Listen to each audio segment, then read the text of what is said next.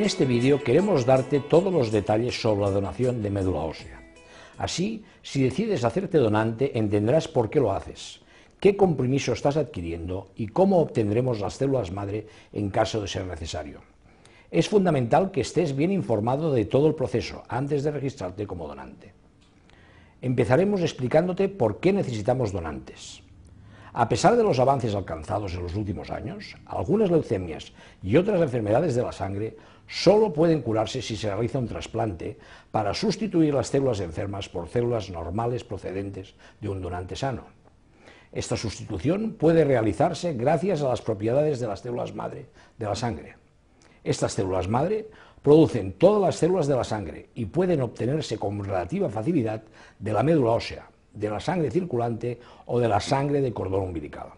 Además, cuando se implantan en otro organismo, lo repoblan por completo en pocas semanas. Desgraciadamente, tan solo se pueden trasplantar células madre de la sangre si el donante y el receptor tienen entre sí un mínimo nivel de compatibilidad inmunológica. En caso contrario, se produciría un rechazo que pondría en peligro la vida del receptor. Es por ello que los donantes ideales son los hermanos, ya que algunos de ellos pueden haber recibido el mismo material genético del padre y de la madre que el paciente. La probabilidad de que esto suceda es de tan solo un 25%.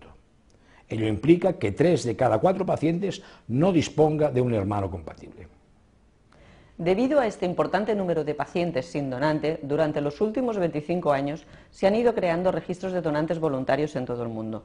En nuestro país, el REDMO, creado en el año 1991 por la Fundación Josep Carreras, es el encargado de realizar este trabajo. A día de hoy, ya se dispone de más de 15 millones de potenciales donantes en todo el mundo, a los que hay que sumar los miles de unidades de sangre de cordón umbilical congeladas y listas para poder ser utilizadas. Es por ello que hoy en día el número de trasplantes procedentes de donante no emparentado es superior al de trasplantes entre familiares. A pesar de este elevado número de personas dispuestas a donar, entre un 30 y un 40% de enfermos a la espera de un trasplante no dispondrá de un donante compatible o de una unidad de cordón válida. Es por ello que seguimos insistiendo en la importancia de aumentar el número de donantes voluntarios, en especial entre la gente joven. Varios organismos internacionales y el Ministerio de Sanidad han establecido que puede ser donante toda persona de entre 18 y 55 años que no tenga ninguna enfermedad que se pudiera agravar con la donación, como sería una hipertensión o una diabetes mal controlada, o que puedan ser transmitidas al paciente, como la infección del virus de la hepatitis B o C o el virus de la inmunodeficiencia humana, así como personas con cánceres, enfermedades autoinmunes u otras enfermedades de la sangre. Para inscribirte como donante es necesario que, en primer lugar, te hayas documentado a fondo sobre el compromiso personal que implica el entrar a formar parte del registro de donantes voluntarios y sobre las modalidades de donación. Además, ante cualquier pregunta que se te presente, no dudes en consultar, bien contactando con el REDMO o bien con el Centro de Referencia de Donantes de tu comunidad autónoma. Cuando dispongas de toda la información y estés decidido, debes contactar con el centro de referencia de donantes más cercano a tu domicilio para concertar el día y la hora en que podrás firmar el consentimiento informado, dar tus datos personales y proceder a la obtención de una muestra de sangre para determinar tu tipaje HLA, prueba que indica la compatibilidad inmunológica entre donante y receptor. Una vez dispongamos de estos resultados, entrarás a formar parte de la base mundial de donantes voluntarios. Solo 1 de cada 500 donantes llegará a hacer efectiva la donación de progenitores. Si algún día aparece un paciente con un tipaje HLA muy parecido al tuyo, nos volveremos a poner en contacto contigo para pedirte una nueva muestra de sangre que nos permitirá completar y confirmar el estudio de compatibilidad.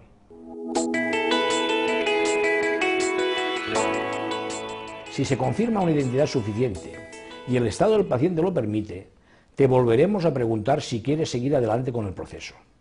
En caso afirmativo, lo primero que harás será pasar un reconocimiento médico en el centro de donación más cercano a tu domicilio. Allí te harán un análisis de sangre, un electrocardiograma, una placa de tórax y, finalmente, un examen médico completo.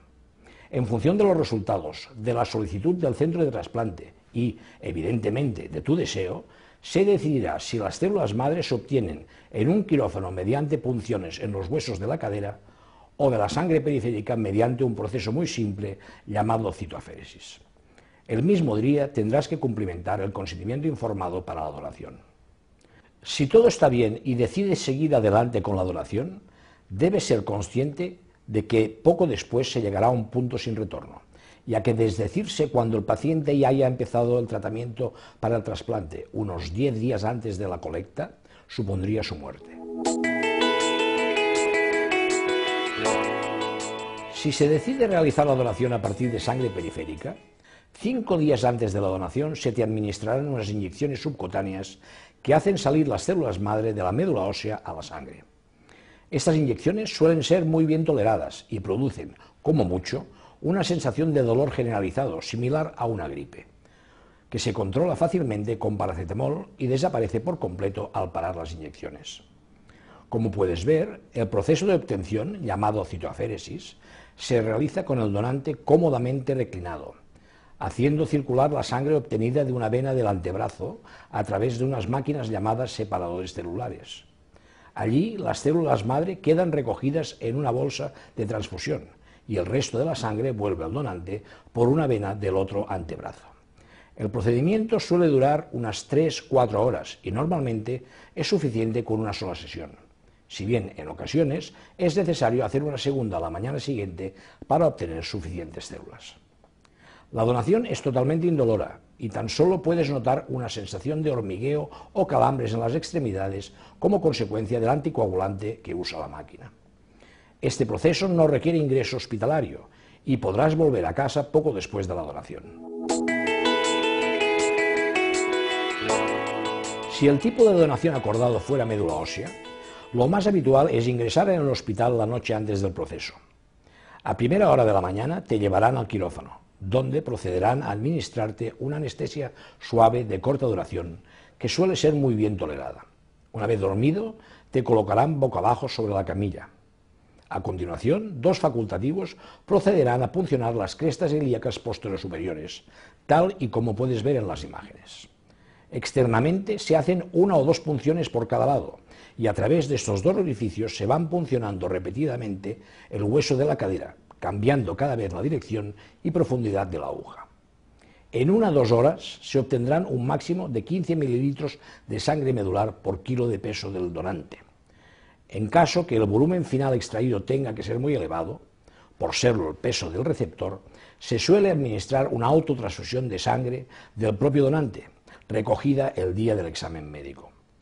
Una vez acabada la donación, quedarás un par de horas en observación en el área de postanestesia, para pasar poco después a tu habitación, de donde serás dado de alta a la mañana siguiente.